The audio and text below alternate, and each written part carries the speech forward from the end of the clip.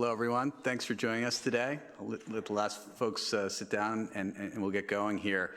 I have the honor of introducing the two folks who will carry on the conversation as a fireside chat here. First, the Honorable Amarjeet Sohi, Canada Minister for Infrastructure and Communities, and also Canada Parliament Member for Edmonton and Mill Woods. Since he came on as the minister, he has been responsible for the early implementation of a $180 billion plan over the next 12 years, which is the largest in Canadian infrastructure investment history. And I'll let him take you through the details as he knows them inside and out, obviously. Second, I have the pleasure of introducing someone you all know very well, Brad Gentry, who I've worked very closely with for a number of years and with Stuart on CBay. Brad is Senior Associate Dean at the Yale School of Forestry and Environmental Studies, Professor in the Practice, Co-Director of CBay, and also a Senior Research Director for private investment in the environment. With that, I'll turn it over to Brad and Amarjeet to take it away. Thanks, guys. Thank you very much, Matt. So the format for today is to have a bit of a conversation for about half of our time and then open it up for questions. We are being live streamed, so please wait for a microphone to come and say your name and where you are at Yale so we can get that on the tape. And thank you so much, Minister, for joining us today. Well, this is terrific. Thank you for having me, and want to thank you, all of you, for being here for this talk. We'll just get into it. We'll get into it. Yeah. So, everybody recognizes how important infrastructure is, yet we underinvest in it. Yeah. Why are we doing that? Why is this, even an issue before we get into how you all are proceeding? Well, I come from municipal background. I served on city council for 8 years before I got elected to a member of parliament. I was appointed by Prime Minister Justin Trudeau to lead the infrastructure portfolio.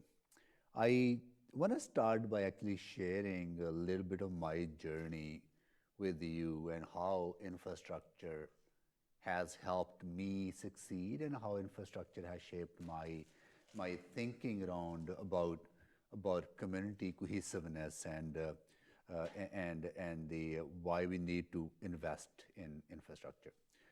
I'm pretty sure by now you have guessed, or you might have guessed, that I was not born in Canada. I have this accent, so that have given you some indication. If you haven't figured that out yet, I'm pretty sure I might be faking some American accent. So I came from India to Canada, and when I came, I did have family support here, but I lacked a lot of the social network or the community networks for me to actually integrate into the community. So I relied on public transit to go to school, to go to work. I relied on recreational facilities to make friends, play soccer. I relied on libraries to learn a new language, and I think that really helped me understand why public infrastructure is so critical for individual success, but also communities' success, right? Mm-hmm. And I really became passionate about it. Coming back to your question, underfunding infrastructure. This has been a problem in Canadian communities. We have a large infrastructure deficit, building new infrastructure, but also properly maintaining and rehabilitating and fixing what we have. And it's really hurting our economic success. It's really hurting our efforts to make our communities more greener. And it's also hurting community cohesiveness, where when you don't have the opportunities, then you don't build that kind of strong community. And that is why our government is tripling our investments in infrastructure over the next 10 years. And that's why we put so much focus on it. Because if we want to build the community that we all desire to live in, and we need to give opportunities for people to succeed, then infrastructure is the foundation of that. And obviously, a lot of infrastructure would be funded using public money, but also private money. And maybe we can talk about both of those in turn.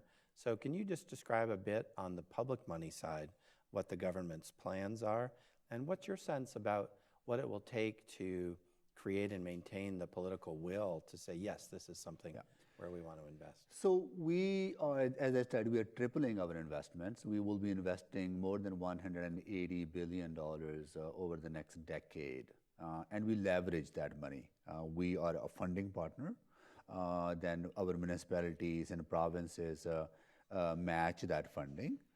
So we kind of, that $180 billion turns into a few hundred extra billion dollars because of that leveraging that happens. We are focused on 5 areas of investment.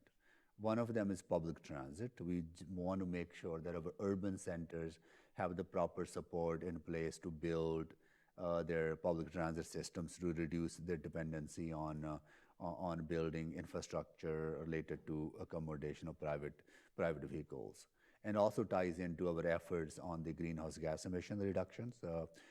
And that also ties into cycling, sustainable modes of infrastructure.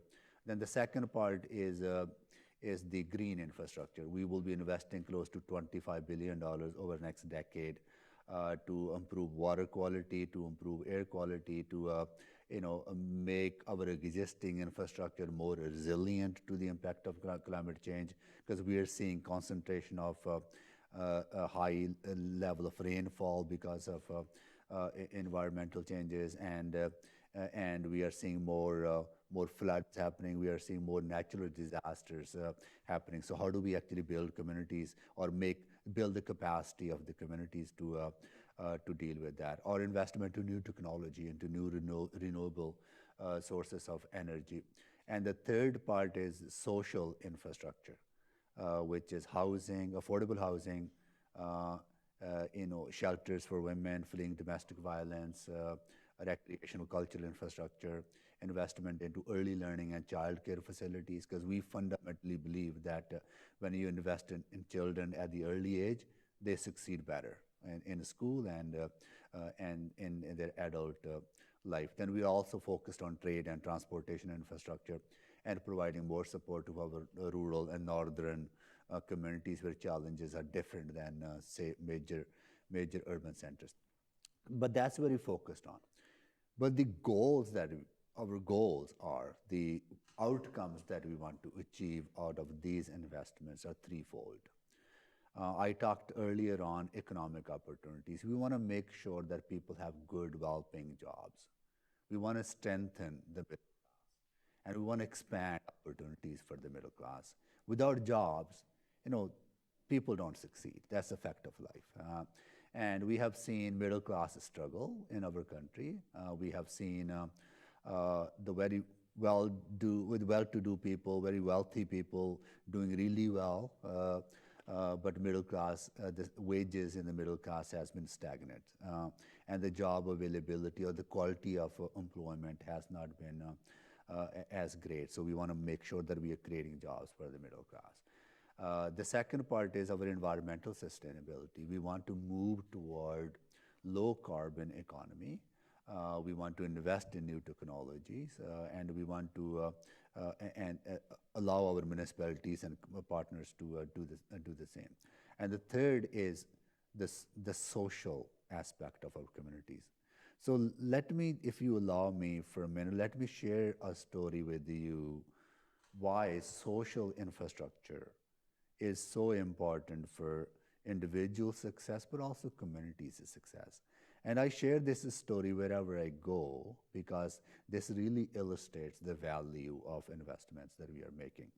I said I served on city council before I getting into this position. Just about a year and a half before the last federal election, during my city council term, I got a call from a mother of 3 children who was staying at a shelter, almost on the verge of becoming homeless because she had mental health issues, she had addiction issues, and she was really struggling. So she called my office looking for help. Luckily, we were able to find her a stable place to live because of the social agencies that provide that service. And we were also able to find her a place where she could get wrapped around services for her mental health issues and addiction issues. So I ran into that mother maybe a couple of months before the last election. So within that 1 year time frame, she was able to put her life together. She was able to do that because she had a stable place to live, because she had a safe place to live. And her children were back in school and they were succeeding. And she was on her way to holding a new job, right? I think just imagine for a minute if that mother of 3 children didn't have that stable place to live, didn't have the wraparound services to actually get the help that she needed. The loss for her, the loss for her children, and the loss for society, right? I think that is the power of infrastructure, that it allows that particular individual to succeed, but it allows society to succeed. Because managing homelessness is much, much more, expensive and costlier than investing into housing. I think, and I'm going to leave that challenge at the end for your students to actually talk a little bit more about that. Yeah. But that's the power. That's the power of infrastructure and investing in communities. It also raises the question of what types of or what parts of those investments should come from the public sector and what parts should come from the private sector. How is that argument playing out around your work? Yeah, I think the approach we have taken, we want to engage private sector, and private sector plays a bigger role and larger role in building infrastructure, and they should continue to do that and maybe expand and look for opportunities how government and public dollars can leverage more private dollars into public infrastructure.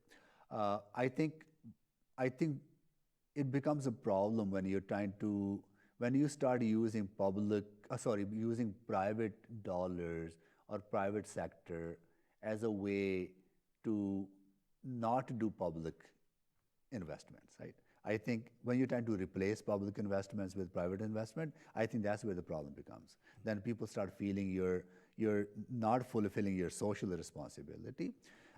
The approach we have taken is that out of the $180 billion that we will invest, vast majority of that money will be given in grants to municipalities and provinces. So to build infrastructure where private sector may not have any role to build, right? Or they can't make money building that infrastructure.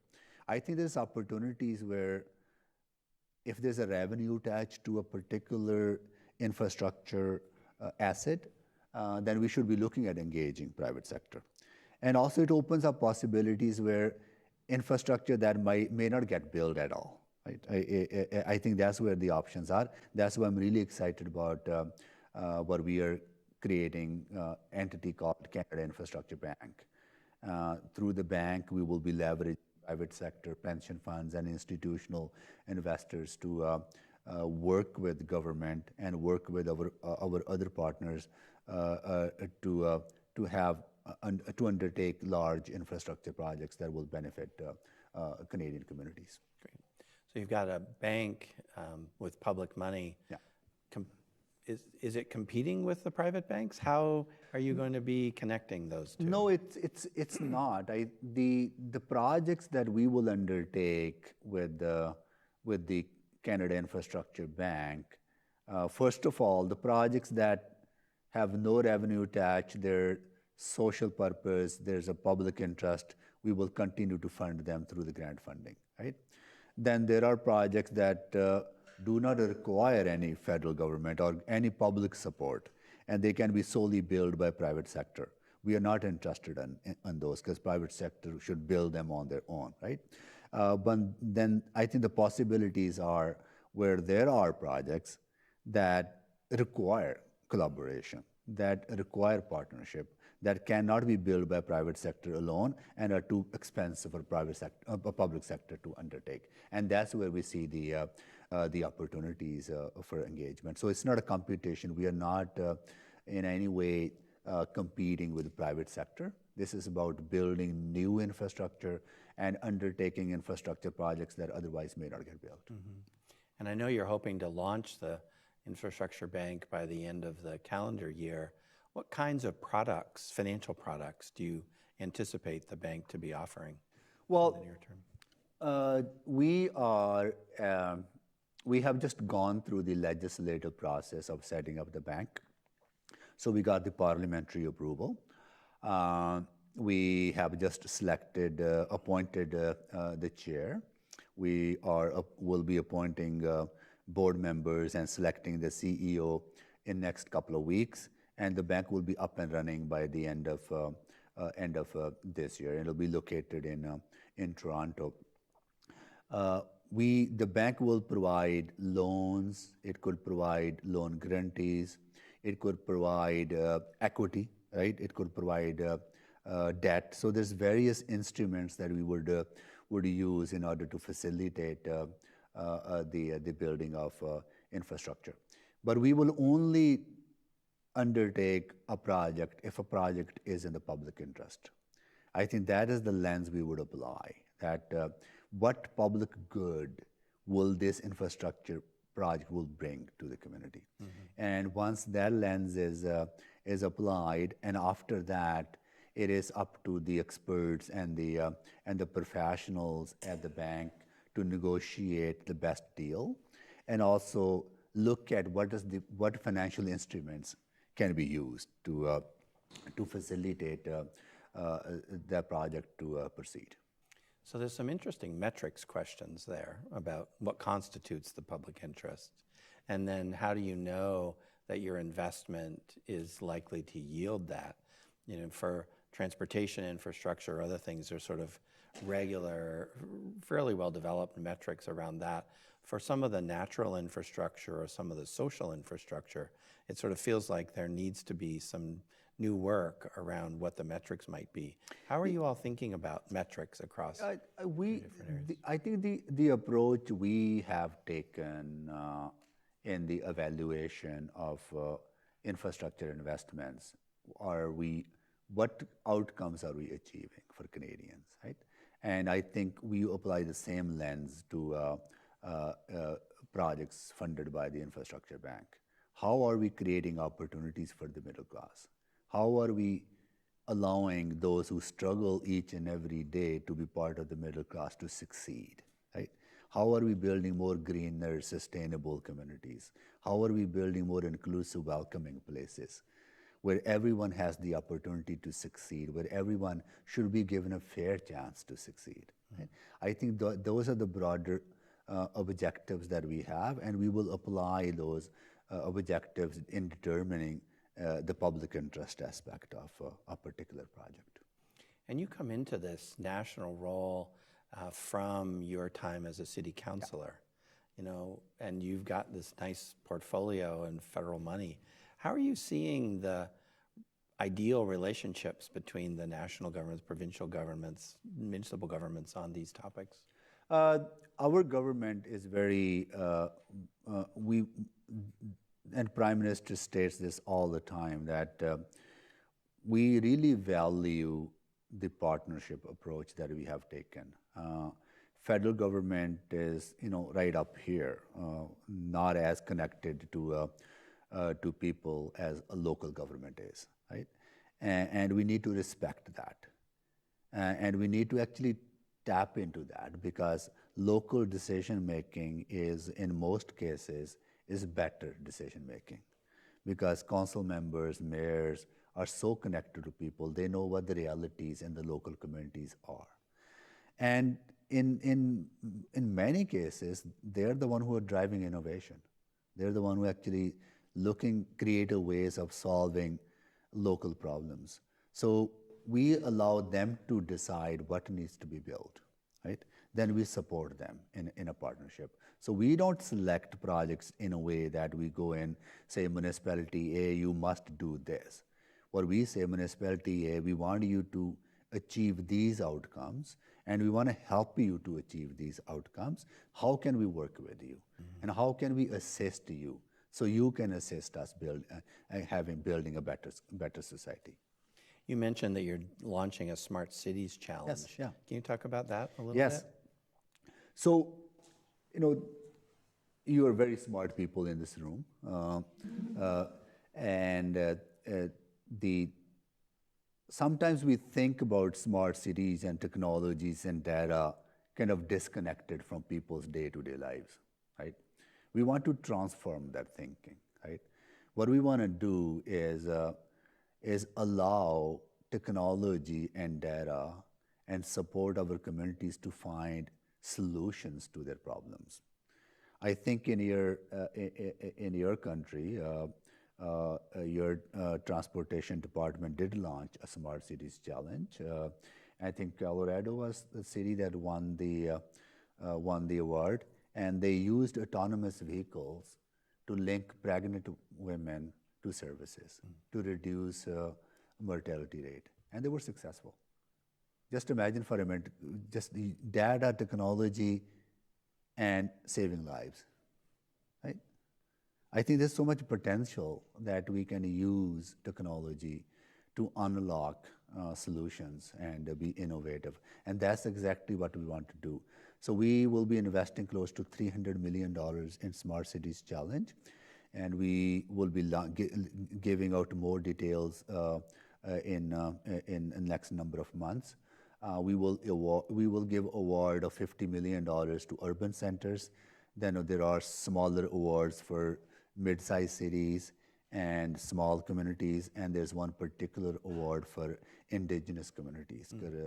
Because indigenous First Nations, Inuit, and Métis people in Canada have particular challenges because of the colonial history of our country, and there's such a marginalization that happened over centuries, and the racism and discrimination, lack of services that they have, lack of health services, lack of water, wastewater services, and we want to make sure that they are also included in the challenge. So we are creating a special fund for indigenous communities, and we see a lot of potential where municipalities, private sector, public institutions can work together to find solutions to those problems. Yeah, you mentioned using examples of work other people are doing.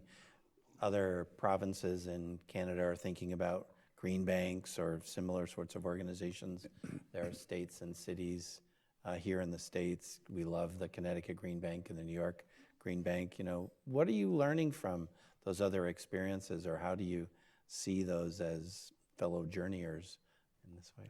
Well, we engaged with all type of stakeholders in the leading up to the establishment of the Canada Infrastructure Bank. We engaged with the World Bank, with IMF, with pension funds, with labor unions, with municipalities and their associations, and today's gathering with your green banks and what we learned from them, what has worked for them and what has not worked for them.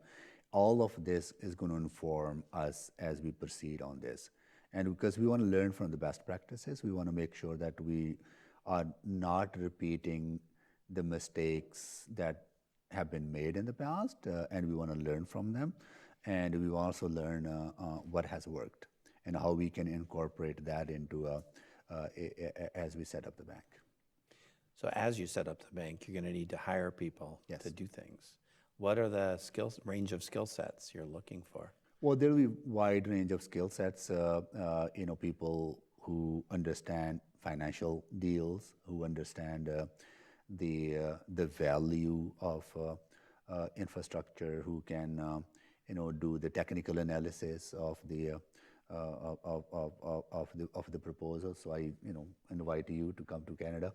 That was the point of my question. Yeah, right. Yeah. We are a very open society, and we believe in immigration, and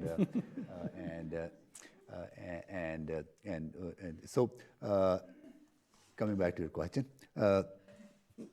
yes, so there will be a wide set of expertise that would be required, and we always hire through an open process, right? So there'll be opportunities for people to get involved. And maybe on that front, if you were advising me as a member of the faculty or a faculty member here at the School of Management, what kinds of topics we should be covering in our classes or creating opportunities. How should we be changing our curriculum, or what should we make sure we cover? I thank you for asking that question, because I want to leave this thought with you, all of you, that maybe you can assist governments to figure out, to demonstrate the value for money. Because people who pay taxes want to understand, are we getting the best value for the taxes, that hard-earned dollars that they give to governments. So in the relations to infrastructure, I told you the story of the mother of 3 children, right? But I think that's the value we need to understand. I think that's the challenge I want to leave with you, is how do you talk about infrastructure in a sense that it is not just something physical that you see. It is, right? A bus service or a hospital or a recreational facility is important, and that's a physical structure. But it's more about people, right? That facility exists because you want to serve people, because you want to make people's life better. And how do you put a dollar value on that, right? How do you do that kind of analysis that you build the public support for public infrastructure by demonstrating that a dollar invested today will end up saving maybe $5 into the future, or maybe generate $3 of worth of revenue for the government in the future in taxes, right? I think that kind of rigorous analysis about the social investment, or social return, the social return of investment. People are doing that, but it's not as well understood, and it's not as well communicated, right? I think there's a role for you to all to play in that. Another challenge I can leave you with is how do we use technology and data to optimize what we have, right? How we better use the existing infrastructure. Because there's a lot of infrastructure that is not properly used. Classrooms at Yale.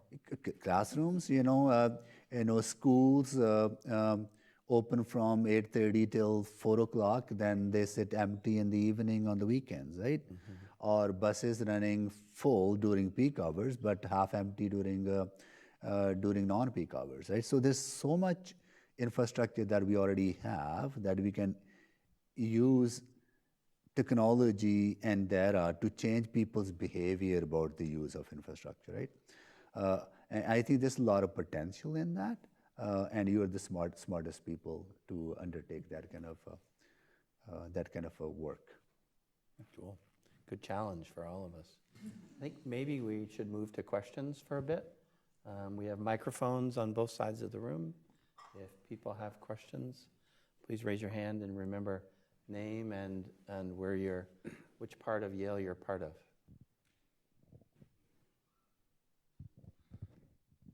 Thank you very much. I'm Tatsuro Imai, a second-year master student at the Jackson Institute for International Global Affairs, and I'm from the Ministry of Transport and Infrastructure of Japanese government. And now my country is focusing on technological and economic cooperation on infrastructure with foreign countries like Asian countries, African countries, and of course North America.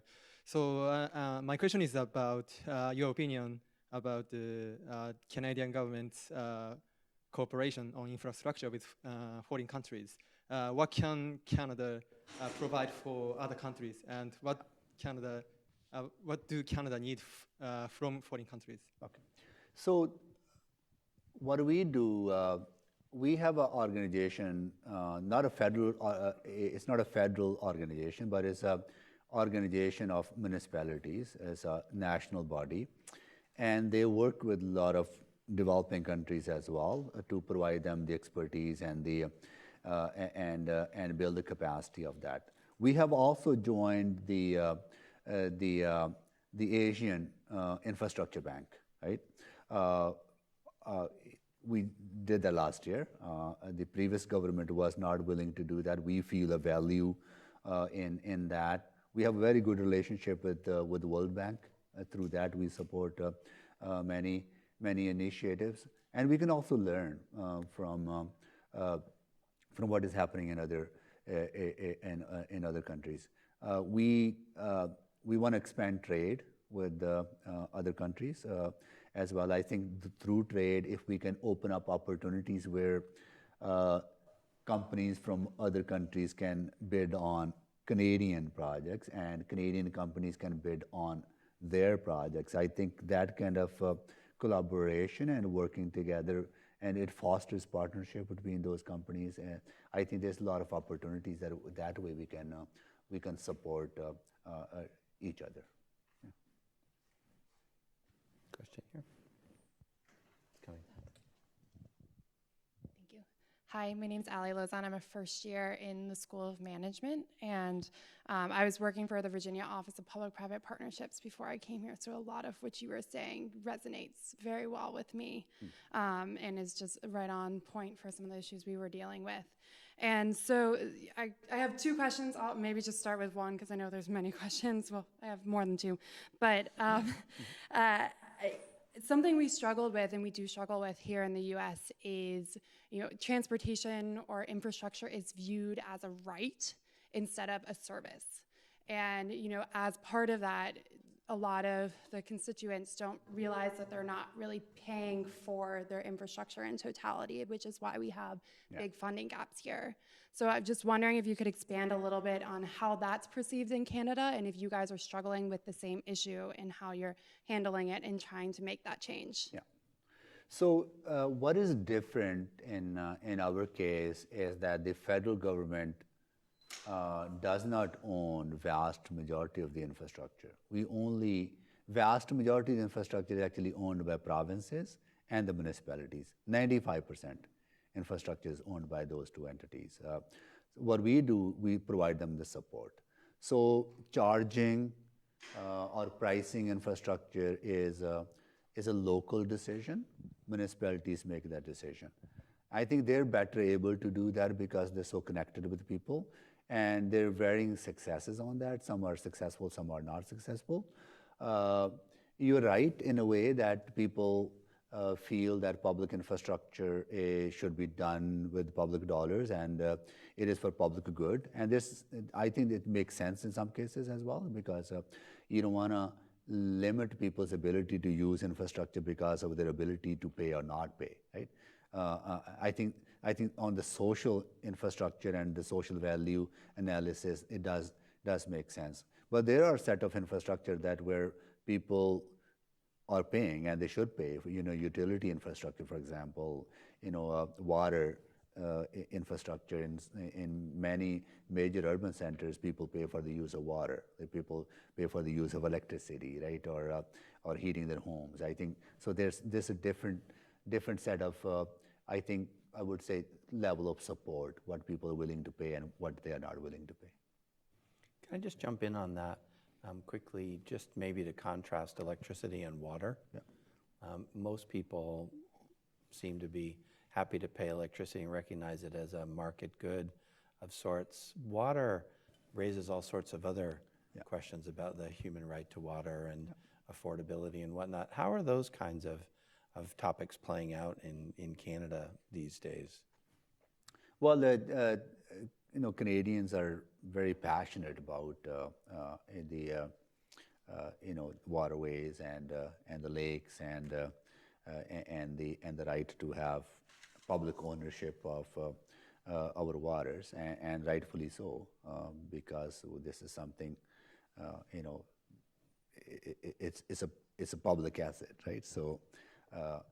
But for the use of it, some municipalities do charge pricing. Some municipalities don't; they just do it out of their tax base. So a different approach by different municipalities. Yeah. So that suggests that the infrastructure bank may have to be cautious about attracting private investment into the water sector. unless there's some confidence about the regulatory structure for Yeah, making sure yeah, that this the is returns that's are good. not that is not the focus of the bank. Bank's focus is to build better public transit systems or do energy retrofits, right? Or we have a challenge in our northern communities of where they're burning diesel for power, right? And that's polluting the air. And how do we enable them to actually change from diesel to more renewable energy sources? How do we build better trade and transportation corridors to create efficiencies in our transportation network? So that's where the focus of the bank is going to be. Great. Anybody? Yeah, Chris, please. Naeem, can we have a right here in front?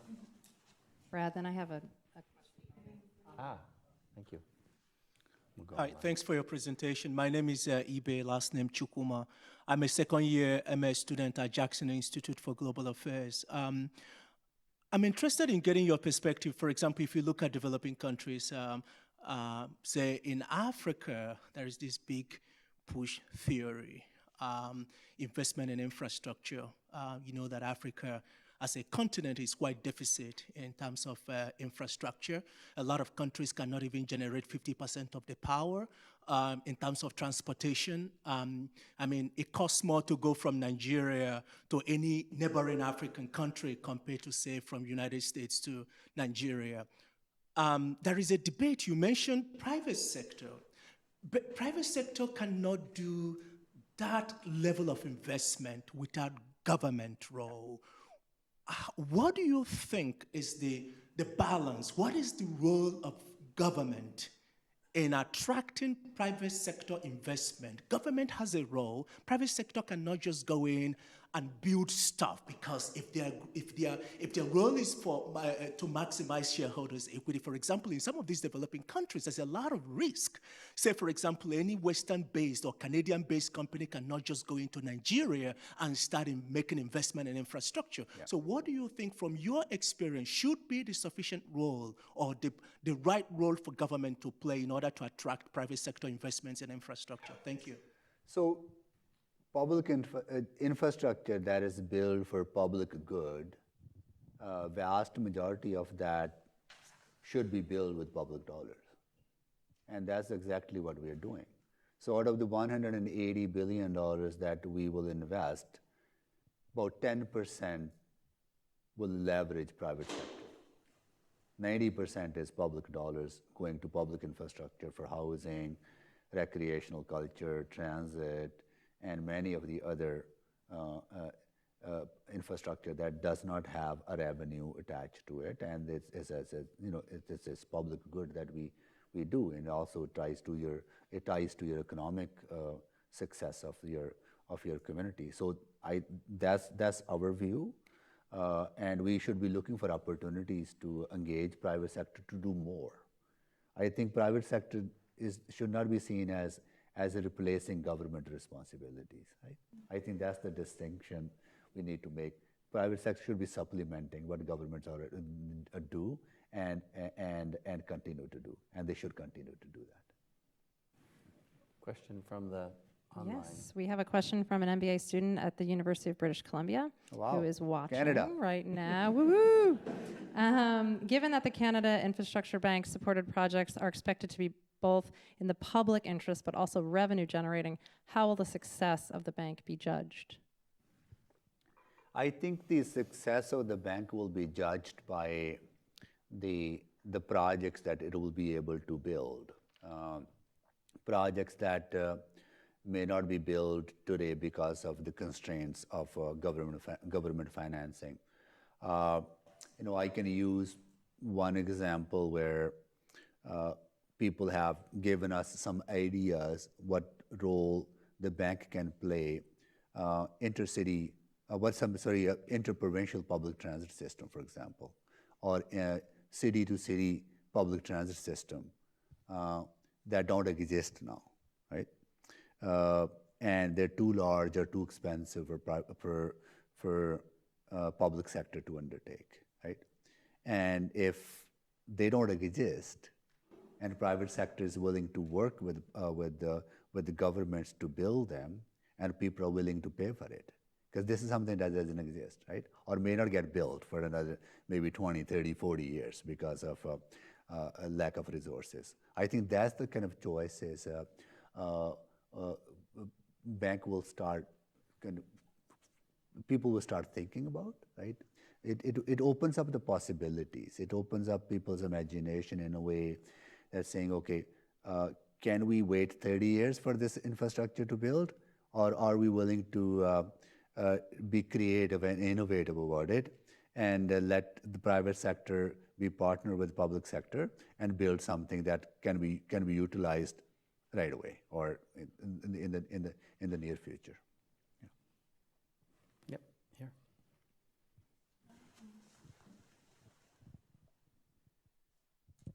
I'm Ben Bavarnik. I'm a second-year Master's Environmental Management Yeah, you're good. student at the Forestry School. So thank you for being here. And I was wondering, thinking about the green banks that we have in the United States, one of their key goals has been to leverage public capital to attract and grow new markets for innovative energy solutions. And I'm wondering, as you look towards the future of the Canadian Infrastructure Bank, how the bank will balance support for traditional infrastructure solutions. So you mentioned public transportation, for instance, alongside new market opportunities that might carry a higher risk for emerging energy and infrastructure solutions. Yeah. So there's a number of ways that our government is supporting innovation, right? Smart City Challenge is one of them. There'll be opportunities through the Canada Infrastructure Bank, even through our traditional funding models. We are encouraging our partners to think more creatively about naturalization, how we use nature for dealing with some of the challenges in relations to the adapting to climate change. If we are seeing more floods, is the best solution to build a dam, or is the best solution to actually create more wetlands or deal with where the blockages are so water can flow properly? How do you actually enhance your watersheds, right? So I think those are the kind of behavior we're trying to encourage among our partners to, because those are then they become more sustainable solutions, right? And I think, and this is something that we definitely want to explore, whether we do that through the bank or whether we do that through our traditional funding. Yeah. So thinking about multiple benefits. Yes. Hi there, I'm Michael Rooney. I'm a second-year MBA student here. I think history has kind of proven politicians to not necessarily be the best decision makers with regards to infrastructure. So I'm wondering how your program has set itself up to be insulated to operate in kind of the most efficient manner possible while still being responsive to the needs of Canadian citizens. Well, I'm not as cynical as you are, right? Yeah, because I'm a politician. I think we need to restore people's trust in governments. Governments are there to serve a public good, right? And in most cases, governments do serve a public good, right? So some bad examples cannot tarnish the whole institution, right? And I think if you want to create a just society, if you want to create a society that is more fair and that looks at, tries to find solutions to social issues of poverty, homelessness, inequality, racism, discrimination, then you need governments to do that, right? And governments need to take leadership to do that. And the same lens should apply to infrastructure. But having said that, there got to be very strong accountability measures in place. We need to be more open about our decision-making process, and we need to be more transparent about it, and we need to be more publicly more accountable. I think if you put those safeguards in place, then you avoid making some of the mistakes that you may be referring to. Maybe building on that, linking back to the social return on investment, thinking about planning for infrastructure projects and priority setting for public money going into them. What do you see as the role of communities and direct community input into those planning processes? So something that when I came to this position, and this again, my municipal experience helped me in putting some measures in place to build the capacity of local communities. So what we are doing as a federal government through the association that represents municipalities, we are giving them some resources that they can utilize to allow municipalities to have asset management plans, for example, right? So they know what their existing infrastructure, what condition it is in, how much infrastructure they own, and what do they need to do actually replace it and rehabilitate, and ultimately if there's a need to build new. So we're doing that, and also we have some regulations that they have to follow, environmental regulations. There's a duty to consult with indigenous communities, and that is enforced through our regulations. And we're also, we can always build tools and toolkits that municipalities or partners can use, but that capacity varies from municipality to municipality. Large municipalities do have the capacity to do so, and smaller communities don't, right? So our support varies as well. We give more support to small communities in form of how much funding or how much we contribute on a percentage basis to projects. So we look at those opportunities, but I think I can't stress enough that the local decision making is very important to us, and we allow local communities to decide how to engage with the locals, their own citizens. Right. Side of the room. Yep. Hi, I'm a senior economics major at Yale College, and my question is, you talked about partnering with the private sector, so I'm wondering how Canada has exactly engaged or partnered with the private sector, and maybe what the future strategy is, whether that's maybe engaging with banks to underwrite or help finance, or corporates to invest more in infrastructure-related projects. So Canada is known for its leadership on public-private partnerships, right? They are still controversial, no doubt about it. But we have close to, I think, 250 projects, infrastructure projects, underway in Canada through P3s, public-private partnerships.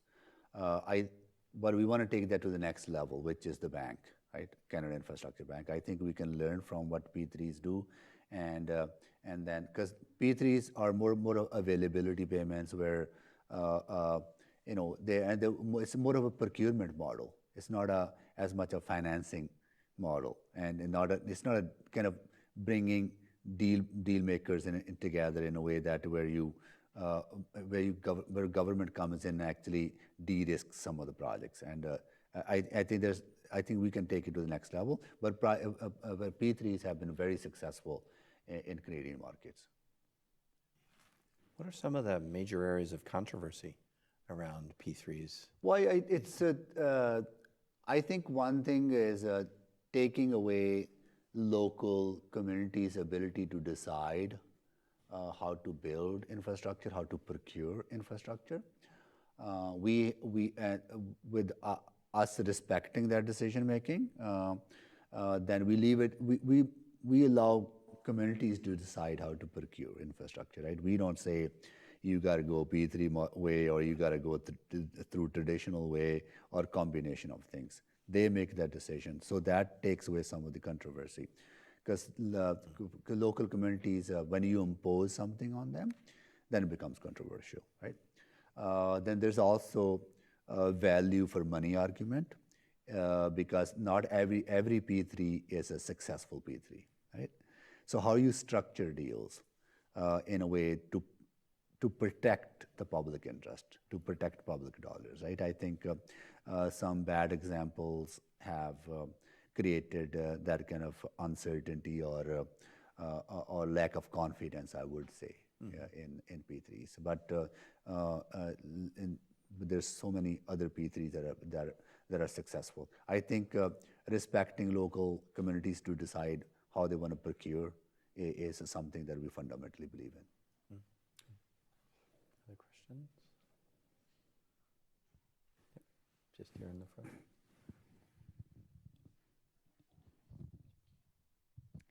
Hi, I'm Abby Martin. I'm a joint degree between the business school and School of Forestry.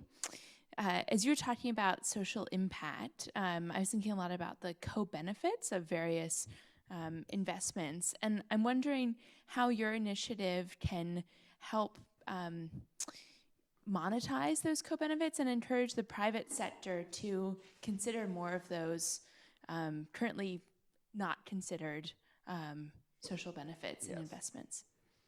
I think it's part of the challenge that I'm leaving with you as well, right? How do you, because it's very tough thing to do, right?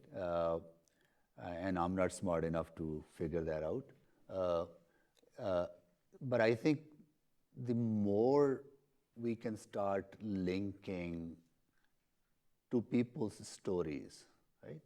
The more we start telling how a particular set of government policy has benefited that individual or their family or the community, and then linking those stories back to as part of the overall narrative that you build around that particular initiative. I think that's the best way I am able to do it.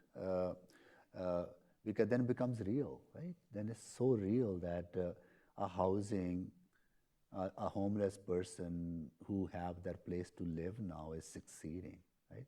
I have a friend of mine, the person I came to know, he was very successful in his life, but then something happened. His daughter passed away. He just couldn't deal with that grief, and he got separate from his wife, and he ended up on the street, and he was homeless for 3 or 4 years, right? People's circumstances change all the time, right? I think more human we can be about it, what we do, and talk in that way. I think you not only build public support for infrastructure, but also then people start taking pride in it, because human beings are generally very genuine and kind people. We are kind people.